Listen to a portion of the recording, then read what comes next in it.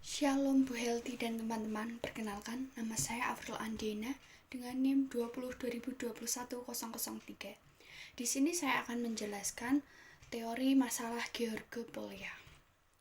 Polya mengartikan pemecahan masalah sebagai suatu usaha untuk mencari jalan keluar dari suatu tujuan yang tidak mudah secara langsung dapat dicapai. Masalah sendiri itu berartikan bahwa masalah ialah suatu pernyataan tentang keadaan yang belum sesuai dengan yang kita harapkan. Masalah pada umumnya sangat beragam. Salah satunya ialah masalah dalam belajar matematika, yang dimana mengharuskan kita untuk memerlukan kemampuan dalam memecahkan suatu persoalan ataupun soal dalam matematika.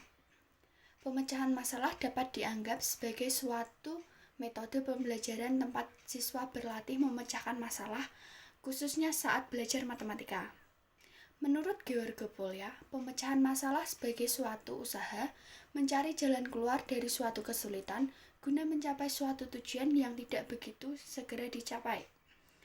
Dengan demikian, masalah yang seringkali timbul dalam belajar matematika dapat diatasi ketika seorang siswa telah memiliki kemampuan dalam memecahkan masalah tersebut.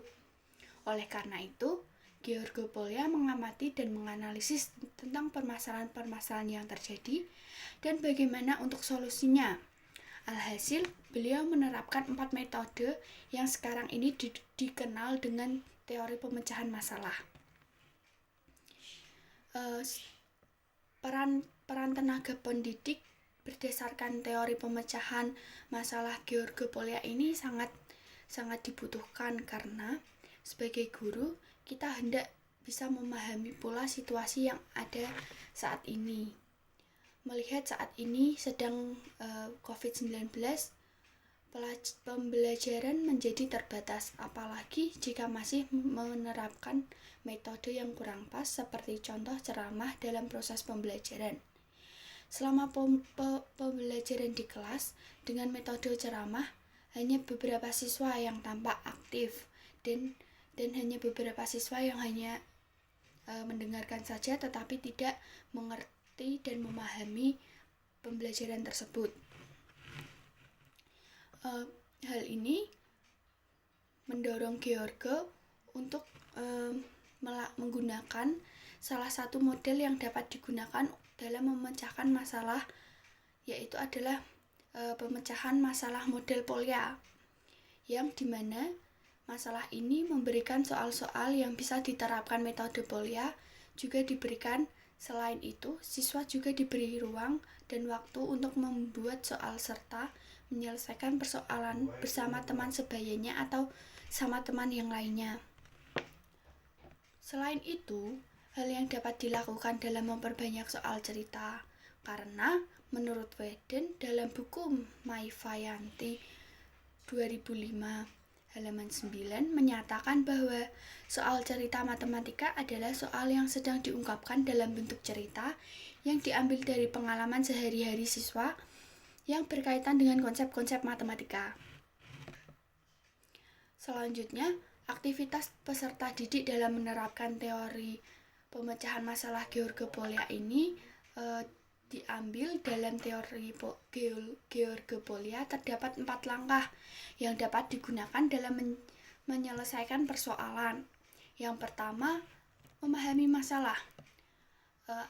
Peran peserta didik ini yang pertama ini memahami masalah, yang dimana siswa dapat menetapkan apa yang diketahui pada permasalahan dan apa yang ditanyakan dengan metode ini, yaitu dengan membaca soal dan perlahan memahami satu persatu. Yang kedua, merencanakan penyelesaian. Siswa diharapkan dapat mengidentifikasikan persoalan tersebut dan mencari strategi apa saja yang dapat diterapkan dalam persoalan tersebut dan menelaah apa yang sudah pernah sebelumnya mengerjakan. Jika sudah, maka dapat menggunakan strategi yang sama dalam penyelesaiannya. Yang ketiga adalah menyelesaikan masalah sesuai dengan perencanaan.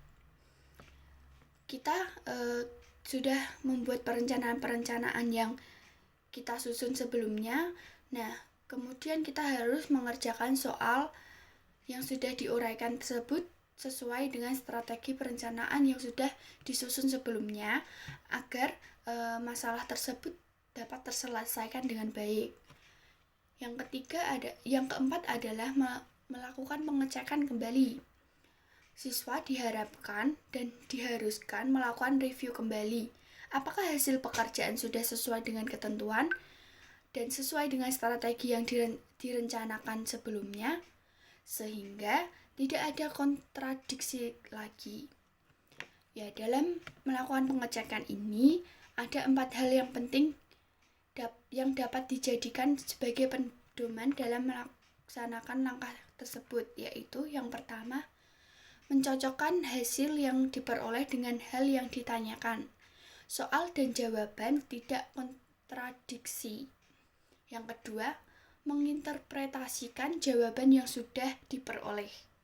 Yang ketiga, mengidentifikasikan adakah cara lain untuk menyelesaikan masalah tersebut. Dan yang terakhir, mengidentifikasikan adakah jawaban atau hasil lain yang memenuhi. Ya, demikian presentasi saya.